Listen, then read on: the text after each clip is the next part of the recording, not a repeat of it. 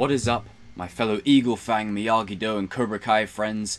In this video, this is something I've been talking about ever since I did that first Robbie video way back when. And that is the rivalry that isn't actually a rivalry? Let me explain. We know that Johnny and Daniel's whole sort of rivalry was based on Ali and that the events at the beach, right? It all started with that.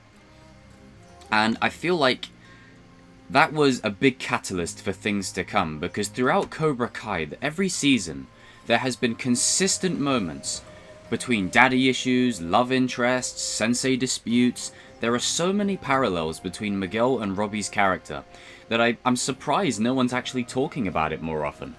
These two are so similar, yet so different.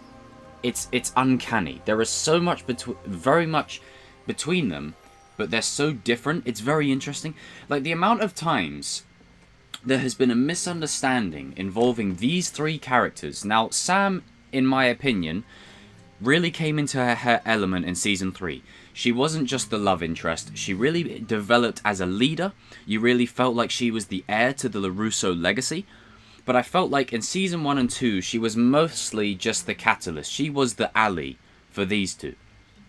And it obviously comes full circle in Season 3 when Robbie goes back to Miyagi-Do. He sees Miguel and Sam just, playing around. And then he sort of sees it as, something else. And then they sort of, say, no, it wasn't meant to be like that at all.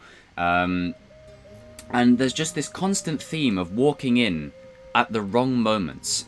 And it all goes straight back to that first encounter when, after the school fight of Season 1, not the epic hallway fighting and all that, just the one in the cafeteria where Miguel beats the crap out of Kyler and all his buddies.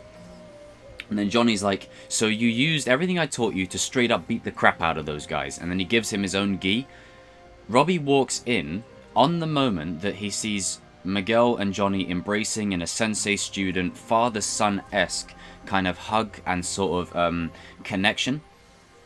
And I feel like before that episode, Robbie was genuinely considering going to join his father. I think this would have... Let me know down in the comments below if you want me to do a what-if scenario. What if Robbie joined Cobra Kai at this moment? What if Miguel wasn't there? Would Robbie have joined Cobra Kai? It is very possible. It is very possible. And then at the end of the Season 1, just before the finale, and just before the beach encounter, you have Miguel walking in on Robbie and Sam, who he hasn't heard from the entire day. And obviously, that's just because of everything that had led up to that point. And the beach scene, sorry, I'm getting ahead of myself. The beach scene. She hasn't had her phone all day. She was basically grounded for everything that her and her friends caused with Johnny's car, setting the whole events in motion. And then you have a sort of, repeat of history with Daniel, Johnny, and Ali at the beach. But this time Robbie, Sam, and Miguel, alternating and sort of clashing. But the table scene where Robbie and Sam are there, and Miguel's ready to introduce himself to the LaRusso family, say, hey, I'm dating your daughter, it's nice to meet you, all that kind of stuff. He walks in at the particular moment where one could perceive it as, oh, there's another person that Sam's sort of, with, who's this other dude, and I've said it before, it's not even just misunderstandings. There's perceptions and points of view. And as a great Jedi once said, a certain point of view. You're going to find many of the truths that we cling to depend greatly on our own point of view. And what's so interesting is this is very much like life. How many times have there been fights or arguments within our lives based on misunderstandings, perceptions, points of view? I mean, just the other day, there was an encounter that I was near where two people who are, and I know them, two of the loveliest people you'd ever meet, right? Two of the loveliest people you would ever meet. They met for the first time the other week, and they clashed. They clashed, they started screaming at each other, they started shouting at each other, and that is very similar to what's going on within the show here, because it's a very realistic thing. And I thought to myself, man, if these two had met under different circumstances, they'd be having a laugh, they'd be friends, they'd be cool. And it's sort of similar to Robbie and Miguel. I think there'd be a good respect form between these two. You know, if it wasn't for all the bad blood between them, if it wasn't for the daddy issues and the love interests, you know, I need a scene in season 5 at least, or 6, or at least before the show finishes, of Robbie and Miguel working together. Just imagine it.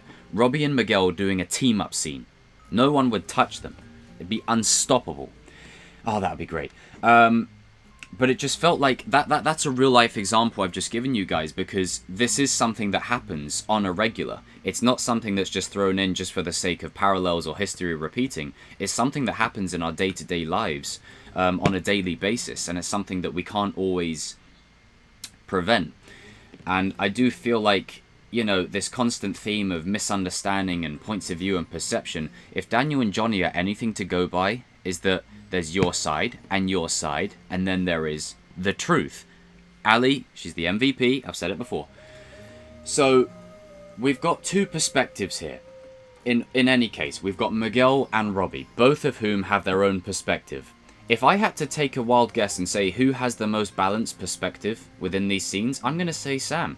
I know that might cause controversy a little bit, but Sam is the one who is in the middle of both of these two, and she can see where the other person is going wrong. So, the first beach scene. She tried to explain to Miguel, you know, my phone was taken away, rah rah rah rah, and Robbie tried sticking up for her. And then Miguel struck first, and then, you know, it caused a whole Jerry Springer event. And then it's reversed in season 3, Robbie and Miguel switch places, where Sam is, you know, at fault for something again. And then Miguel defends her, and then Robbie strikes first. It's just an interesting switch. But the reason I say Sam is because she's seen both sides of Robbie and Miguel now. She can give them a more balanced view of who's in the wrong. And if you think about it, neither of them are in the wrong. None of them are. Because this is just human. This is just part of being a human. It's part of being the experience of making mistakes and points of view and making rational decisions and jumping to conclusions about people. And I really feel like part of Sam's arc in Season 3 is leading her to being the bridge for these two to put aside their differences. And no matter what Robbie feels at the current moment, I think throughout Season 4 he won't want to have anything the hell to do with Sam. He'll want to stay completely away.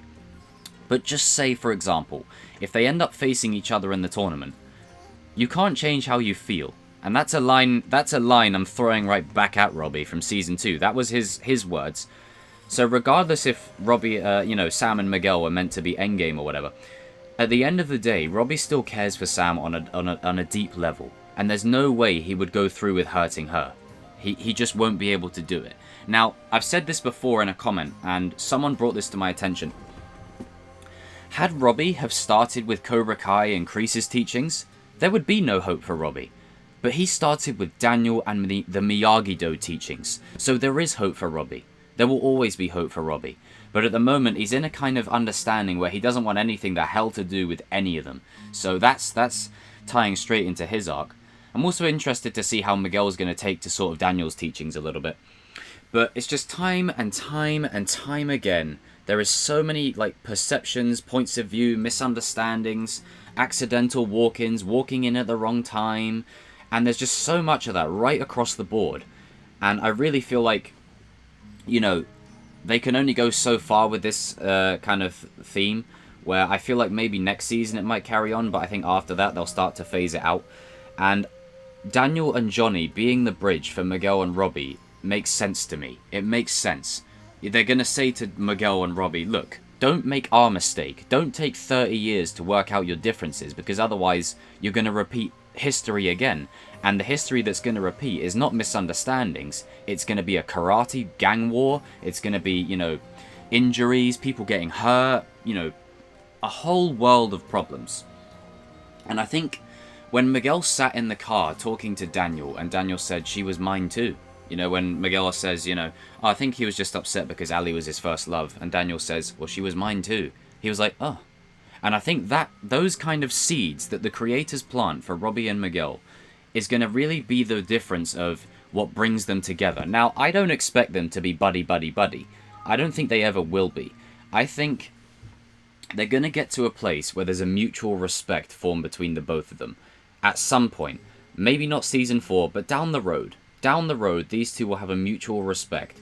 And, you know, Sam and Miguel will go their way, and Robbie will go his way. And that will be when he's back on the light side, and Miguel and him will have like a consensus of where they stand and whatnot. But it's just something that I wanted to touch on a little bit more, that throughout this show, there's a lot of that. I don't know if you guys have noticed, there is a lot of that, where there's literally a scene happening, a very heartwarming scene, and then all of a sudden someone walks in on it at the wrong moment, and then boom, the dynamic shifts. That everything about it completely changes. So take the scene where Sam and Robbie are sitting there at the table, chilling and having a laugh. You could look at it as, well, you know, you feel bad for Miguel or whatever, but they're just having fun, they're just talking about the Miyagi-Do experience, and then all of a sudden Miguel walks in, and you're like, oh my god, I feel so bad for Miguel. Like, you see, that's how brilliant perception and point of view is. A slight thing like that, with Miguel walking in at that particular moment, changes everything.